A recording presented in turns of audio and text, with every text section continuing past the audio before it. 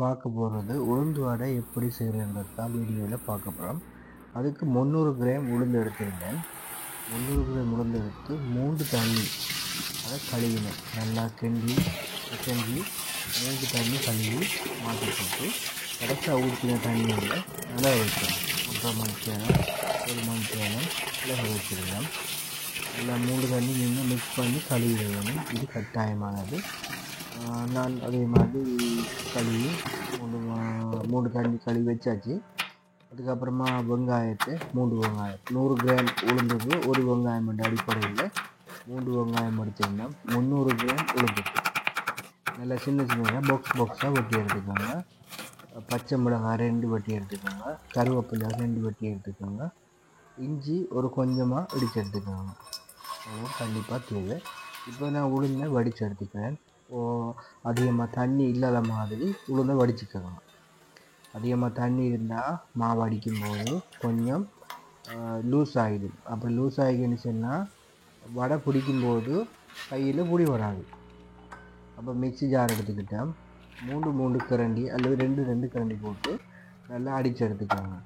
அடிக்கும்போது கொஞ்சம் திக்காக வந்தால் ஒரு கொஞ்சமாக தண்ணி ஊற்றிக்கோங்க. ஒரு ஸ்பூன் எடுத்து 2 ஸ்பூன் தண்ணி ஊற்றினா போதும். ஒரு கரம் அடிக்கக்குள்ளே அல்லது 1 ஸ்பூன் தண்ணி ஊற்றினா போதும். நல்ல மைய அடித்து எடுத்துக்கோங்க. நான் இப்போ ஸ்ட்ரிப் அடித்து எடுத்துட்டேன். இந்த மாதிரி வரும் பாருங்கள். கண்டிப்பாக தண்ணி அதிகமாக யூஸ் பண்ணிடக்கூடாது. 2 ஸ்பூன் பெரிய கரண்டியால் அந்த அரைவாசி அளவுக்கு போட்டு தண்ணி கொஞ்சமாக 1 ஸ்பூன் அளவு அல்லது 2 ஸ்பூன் அளவு தண்ணி ஊற்றினா போதும். லோக் பண்ணி போட்டு மிக்சியில் போட்டிங்கன்னா இப்போ வர மிக்சியில் நீங்கள் பயப்படாமல் அடிக்கலாம். உளுந்து வடை செய்யறதுக்கு எந்த கஷ்டமும் இல்லை. நீங்கள் எந்த பயப்படவும் வேணாம். நீங்கள் 10 கிலோ உளுந்தும் செய்யலாம். ஒரு நாளைக்கு தாராளமாக செய்யலாம். இங்கே பாருங்கள் 2வது ட்ரிப்பும் அடித்து எடுத்துட்டோம். தண்ணியை எவ்வளோத்துக்கு குறைச்சி யூஸ் பண்ணிடலுமோ அவ்வளோத்துக்கு யூஸ் பண்ணிக்கோங்க. ஒரு பேஸ்ட்டு மாதிரி வரும். பேஸ்ட்டுன்னா நம்மளோட சிக்னல் ஃப்ளோ காட் அந்த பேஸ்ட்டு மாதிரி டிக்காக வரும். அடித்து எடுத்து போட்டு மாவை கையால் நல்லா காற்று உள்ளுக்கு போகிற அளவுக்கு நல்லா டைட்டாக அடிச்சுக்கோங்க. இது கண்டிப்பானது. நல்ல டைட்டாக மாவு அடித்து எடுத்துக்கோங்க. ஒரு 2 நிமிஷம் 3 நிமிஷம் 4 நிமிஷம் வரைக்கும் நீங்கள் அடித்து எடுத்தாலும் ஒன்றும் பிரச்சனை இல்லை. கண்டிப்பாக நீங்கள் அந்த மாவை கையால் இப்படி அடித்து எடுத்துக்கோங்க.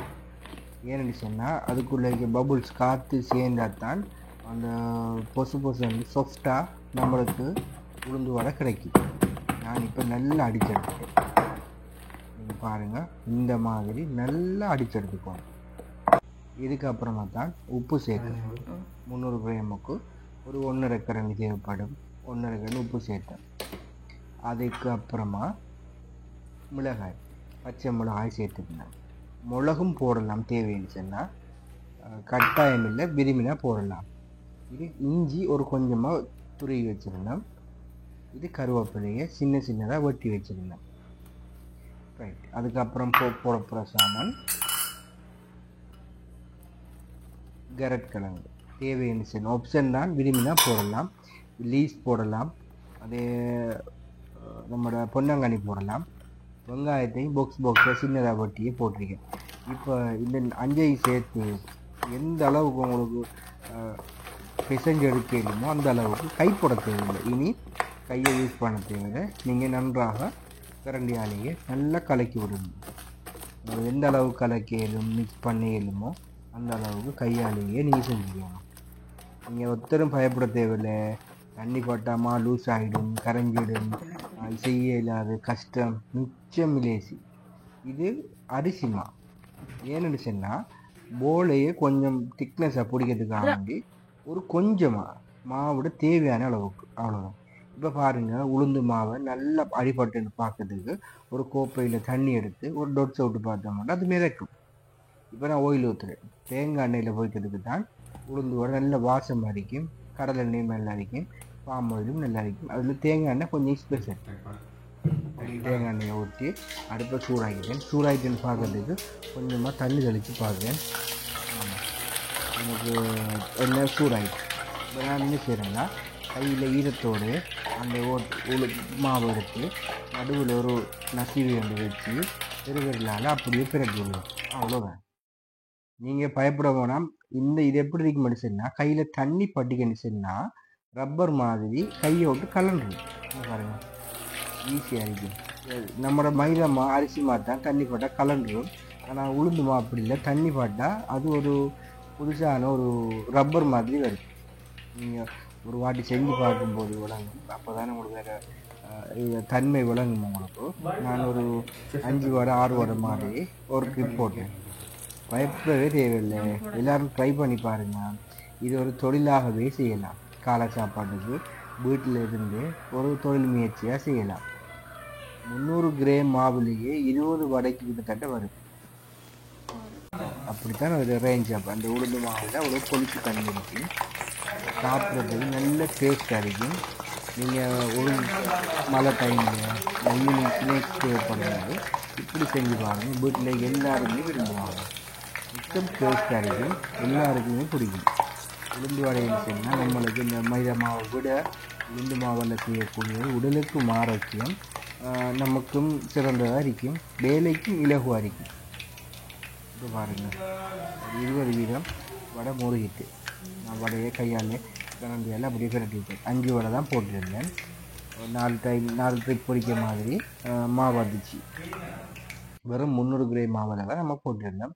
மிச்சமாக இன்னும் இருக்குது.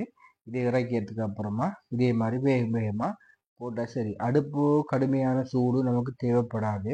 பட் ஏன்னு சொன்னால் அந்த எண்ணெய் இளம் நெருப்பில் எரிக்கும்போது தான் வடை நல்ல மொறுமொரண்டு வாரத்துக்குரிய வாய்ப்பு இருக்கும். நீங்கள் நெருப்பை கொஞ்சம் கூட்டி வச்சிங்கன்னு சொன்னால் வடை என்ன செய்யணும்னா கோது முருகி உள்ளுக்கு பச்சை அரிக்கிறதுக்கு வாய்ப்பு அதிகமாக இருக்கும். அதனால சொல்கிறேன், கண்டிப்பாக அடுப்பை லோ ஃப்ளேமில் வச்சு பொறிங்க. அதுக்காக வேண்டி கடுமையாக குறைச்சி வச்சிடவும் தேவையில்லை. நமக்கு விளங்கும், கொமனாக வீட்டில் உள்ளவங்களுக்கு எல்லாருக்குமே விளங்கும். நம்ம எப்படி பொரிக்கிறது, சிக்கன் பொரிக்க எந்த மாதிரி கீட் வைப்பீங்களோ அதே மாதிரி அந்த அளவில் வச்சு வச்சுன்னா போதும். இந்த பாருங்க, நல்லா முருகி கோல்டன் ப்ரௌனுக்கு கரெக்டான கலருக்கு வந்துட்டு எங்களுக்கு இந்த கலர் போதுமன்ற மாதிரி இருந்துச்சு. நான் இதை இறக்கப்படுறேன். பாருங்கள், வடையை அந்த வெங்காயம் போட்ட மனுஷன்னா கருவேப்பிலை போட்ட மனுஷன்னா இந்த மாதிரி ஒரு கலரிங்காகவும் வடிவாகவும் சாப்பிடக்குள்ளேயும் நல்லா இருக்கும். கரெக்டும் அதே மாதிரி கொஞ்சமாக போடலாம். கரெக்ட் இல்லைன்னு சொன்னாலும் பிரச்சனை இல்லை, நமக்கு தேவையான தான் போடலாம். இப்போ இந்த வடையை தான் ரெடி ஆகிடுச்சு. 5 வடையுமே கீழே இறக்கப்படுறேன். பாருங்கள், ஓகே, நல்ல அழகாக முறையில் மாஷா அல்லாண்டு செட்டப்பாடி இருக்குது. ஈஸியாக செய்யலாம். இப்போ 2 ட்ரிப் போட போகிறேன். அதே ஆப்ஷன் தான். கையால் தண்ணியை தொடுற மாவை போடுவேன். இப்போ கையை தண்ணி இல்லை, நான் தண்ணியை போட்டுட்டேன். அளவுக்கு அதிகமாக தண்ணி தேவையில்லை, நமக்கு வேலைக்கு இலகு வருது. நீங்கள் ஒரு டைம் வீட்டை ட்ரை பண்ணி பார்த்தீங்கன்னு சொன்னால் அதுக்கப்புறம் உங்களுக்கு ஈஸியாக இருக்கும். என்னப்பா இவ்வளோ இலகுவாக இந்த வடை இருக்கிறது. ட்ரை பண்ணி பாருங்கள். எல்லாருக்குமே பிடிக்கும். சின்ன பிள்ளைலாம் விரும்பி சாப்பிடுவாங்க. இந்த கடையில் வாங்கிப்பாடு நல்லா. இப்போ பாருங்கள், நான் இப்போ 2 தரம் பொறிக்க வரைக்கிட்டேன். மசாலான்னு சட்டப்படி வந்து வடையை தூக்கும் போதே ஒரு ஆனந்தம், சாப்பிட்றதுக்கு விருப்பமாக இருந்துச்சு. உள்ளுக்கெல்லாம் நல்ல பொசு முருகி நல்ல அழகாக இருந்துச்சு சாப்பிட்டு. அல்ஹம்துலில்லாஹ் நான் சாப்பிட்டு பாருங்கள். KFC சிக்கன் சாப்பிட மாதிரி தான் இருந்துச்சு. நீங்களும் ட்ரை பண்ணி பாருங்கள், எல்லாருக்கும் பிடிக்கும். கண்டிப்பாக எங்களுடைய சேனலை சப்ஸ்கிரைப் பண்ணிக்கோங்க. நன்றி. அடுத்த வீடியோவை சந்திக்கலாம்.